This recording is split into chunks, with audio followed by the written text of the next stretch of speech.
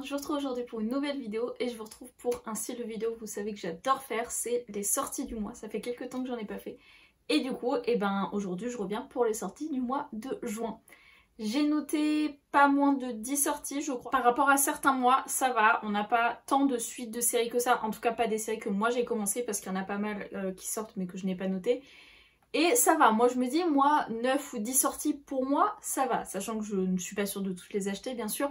Mais par contre je suis contente parce que dans cette dizaine de sorties que je vais vous montrer, il y en a plusieurs dont je n'ai entendu parler nulle part encore, avec des maisons d'édition que je ne connais pas forcément. Donc du coup je me dis que je vais peut-être vous en faire découvrir certaines et peut-être vous donner envie pour certaines aussi. Et on commence direct au tout début du mois, le 1er juin, avec L'héritage des Phéas, le tome 1 Clair de Lune de Delphine Gwen. Qui fait partie du coup des maisons d'édition que je ne connais pas. C'est la maison d'édition Kelash et je sais pas, déjà la couverture m'a attirée, ensuite le titre m'a attirée, même si dans le titre donc on parle de Phéas, je ne sais même pas comment ça se dit parce qu'il y a un tréma sur le A, mais des Phéas. Moi je connais les Fae comme dans Akotar par exemple, je ne sais pas si c'est la même chose ou pas. Je ne sais pas vraiment si c'est la même chose, mais dans le résumé on parle de fées. Je pense qu'en tout cas voilà, ce sont des créatures magiques. Je vous avoue que je ne sais plus trop de quoi ça parle, si ce n'est qu'on va suivre un garçon qui est issu d'une lignée assez riche, je crois, et une jeune femme qui, elle, est issue de la campagne. Et en fait, leurs destins vont se retrouver liés. Et voilà, on est dans un univers avec des fées. Il y a des histoires de royaumes, de combats, de légendes, etc. Je ne sais pas trop, mais en tout cas, moi, ça m'a donné bien envie. Le 3 juin, ensuite, on enchaîne avec une sortie de chez Lumen. C'est La vie invisible d'Adi Larue. C'est écrit par Villy Schwab, donc qui est l'auteur de Shades of Magic, notamment. Et ici on va se retrouver dans un univers où en fait une jeune fille, donc je suppose Adi Larue, va sceller un pacte avec le diable pour devenir immortelle. Et en contrepartie en fait le diable va lui offrir cette vie d'immortalité, mais en contrepartie en fait elle va être comme un fantôme. Tous les gens qu'elle va croiser ne se souviendront jamais d'elle et donc du coup elle va être immortelle mais personne ne se souviendra jamais d'elle. Et un jour, en rentrant dans une librairie, elle va tomber nez à nez avec un homme qui la reconnaît, qui sait qui elle est. Et voilà, en fait juste ça m'a tiré vachement. Je n'ai pas été une grande fan de Shades of Magic, en tout cas j'ai eu que les 2 premiers tomes, mais c'est pas la saga coup de cœur pour moi. Je n'en ai pas lu d'autres de l'auteur. Écoutez, je pense que je me laisserai quand même tenter parce que je trouve le scénario assez original. Toujours le 3 juin, mais cette fois-ci chez Hugo Roman, on va voir le tome 4 de Briare Université par Elle Kennedy. Elle Kennedy, c'est elle notamment qui avait écrit les 4 tomes de Off Campus, avec des hockeyeurs, du coup avec 4 garçons différents dans chaque tome. Et dans Briare, on va être avec 4 filles différentes, enfin à chaque fois c'est 4 couples qui vont se former, mais on est plus du côté des filles dans Briare Université. Et du coup en ce mois de juin, c'est le tome 4 qui sort. Je n'ai pas du tout commencé la saga Briare encore, mais j'ai lu les 4 tomes d'Off Campus, j'avais beaucoup aimé et du coup je compte bien lire les Briare Université. Et je me suis dit que j'étais certainement pas la seule et que j'étais certainement même très en retard par rapport à beaucoup d'entre vous et donc que peut-être cette sortie vous intéresserait. Je ne vous fais pas de résumé, on va avoir un garçon, une fille, une romance, je n'en sais pas plus. Personnellement, je n'ai pas besoin d'en savoir plus pour cette saga-là. Et du coup, je ne vous donne pas non plus les noms des personnages de ce tome-ci parce que j'aurais peur de vous spoiler les tomes 1, 2 ou 3. Parce que même si à chaque fois c'est des personnages différents, on suit les personnages secondaires des autres tomes.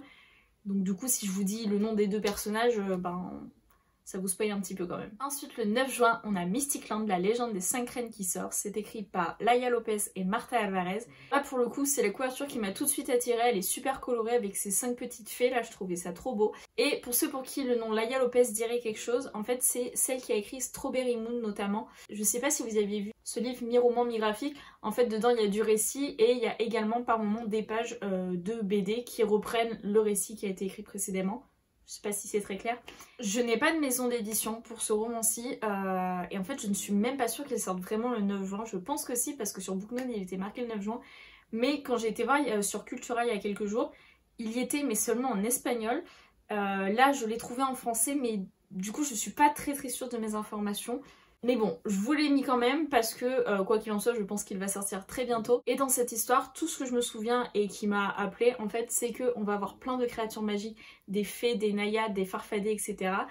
Et on va suivre notamment ces 5 jeunes filles qui apparemment ont échappé à un certain désastre. On va parler de malédictions, de créatures qui sombrent dans le sommeil. Je sais pas, ça m'a donné envie. Après, je vous avoue que je ne sais pas du tout si c'est du jeunesse ou du young adulte. J'ai un petit peu peur et je pense que c'est du jeunesse. Donc à mon avis, j'attendrai d'avoir quelques avis dessus avant de me lancer. Le 11 juin, on a une sortie que j'attendais avec grande impatience. C'est le tome 2 des Sœurs Grémillet, Les Amours de Cassiopée, qui est écrit et illustré par Barucci et Di Gregorio. C'est publié chez Dupuis et j'avais vraiment très hâte de cette sortie. Vous le savez si vous me suivez, mais j'avais adoré le premier tome. Les dessins sont tout simplement magnifiques et du coup j'avais très hâte d'avoir la sortie du tome 2. Et la voici. Si je ne dis pas de bêtises, dans cette BD on va se concentrer à chaque tome sur une sœur différente. Dans le premier tome c'était sur Sarah et ici ça va être sur Cassiopée, mais quoi qu'il en soit j'ai très hâte. Ensuite, le 14 juin, on a Opération Récupération de Whitney J. Williams qui sort aux éditions Bookmark dans la collection Infinity. Cette phrase était très longue à dire. Je crois que c'est la première fois que je vous présente une sortie des éditions Bookmark, mais en fait j'essaie de m'y intéresser de plus en plus parce que je vois notamment ma copine Marianne qui a beaucoup de coups de cœur pour des livres de cette maison d'édition là. Et elle me donne envie pour pas mal de livres et du coup je me penche de plus en plus sur les résumés des sorties qui viennent.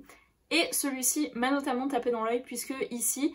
on va être donc dans une romance, on va suivre deux jeunes gens qui en fait se détestaient quand ils étaient au lycée, donc c'était un enemies to lovers à la base, et finalement ils sont tombés amoureux, tout allait bien dans le meilleur des mondes jusqu'au jour où la jeune fille a décidé du jour au lendemain de quitter le garçon. Je vous dis la jeune fille et le garçon parce que je ne connais pas les noms des personnages. Donc elle a décidé de le quitter du jour au lendemain sans plus jamais lui donner de nouvelles. Et ils vont se retrouver 7 ans après. En principe, j'aime beaucoup ce genre de romance, des anciens amoureux qui se retrouvent des années après. On comprend pas pourquoi ils sont quittés du jour au lendemain, pourquoi ils ne se sont pas donné de nouvelles. Bref, ça me donnait très envie, donc je me le suis noté. Le 16 juin, chez Glénat, on a le tome 1 de La Moira, la Louve et l'Enfant. C'est écrit, scénarisé, illustré par Raka, Henry Levenbrook et Liliane. Et si j'ai bien tout compris, c'est l'adaptation d'un livre que je ne connais pas. Tout ce que je sais, c'est qu'ici on va être dans un univers de fantasy avec une jeune fille qui va se découvrir des pouvoirs magiques et qui va être rejointe par une louve blanche. Voilà, c'est tout ce que je sais. Mais apparemment cette trilogie de fantasy en roman est assez connue et écoutez, je me dis que pourquoi pas commencer par la BD et voir si l'univers me plaît. Le 23 juin, j'ai noté une autre sortie de la collection Infinity et c'est le tome 1 de Académie Arbonne Princesse Élue de Jaemin Eve et Tate James. Et je sais plus de quoi on va. Est-ce que je vous dis ça pour chaque résumé? Absolument. En fait, Arbonne Academy, c'est l'école des familles royales, donc seulement les héritiers y sont admis, sauf une personne par an qui est tirée au sort. Et cette année, c'est Violette qui a été tirée au sort. Et de ce que j'ai compris, Violette elle va arriver dans cette école et va vite comprendre qu'il y a beaucoup de manipulation, de compétition. Dans le résumé, on nous parle de deux princes différents. Alors je ne sais pas du tout s'il va y avoir un triangle amoureux ou pas. Ça dépend comment c'est fait. C'est pas forcément quelque chose qui me dérange, les triangles amoureux, mais ça dépend comment c'est fait. En tout cas, écoutez, le résumé me donnait pas mal envie. Et j'ai notamment vu que l'auteur, Jaemin Eve, c'est aussi elle qui a écrit La Malédiction des Dieux, donc dans la même maison d'édition. Je n'ai pas lu La Malédiction des Dieux, mais j'en ai entendu pour le coup pas mal parler sur Bookstagram. Elle a été aimée par pas mal de monde, donc je me dis pourquoi pas commencer cette nouvelle saga de l'auteur. Bah écoutez, je croyais que j'avais encore une autre sortie à vous présenter, mais en fait non. Donc cela conclut cette vidéo, j'espère vraiment que ça vous a plu. N'hésitez pas à me dire si je vous ai fait découvrir des sorties dont vous n'aviez pas encore entendu parler. Dites-moi, vous, pour quelle sortie du mois de juin vous avez envie de craquer, même si c'est des sorties dont je n'ai pas parlé dans cette vidéo-ci. Justement, même ça m'en fera peut-être découvrir certaines à côté desquelles je suis passée. Et en attendant de vous retrouver pour une prochaine vidéo, je vous souhaite de merveilleuses lectures et je vous dis à bientôt. Salut!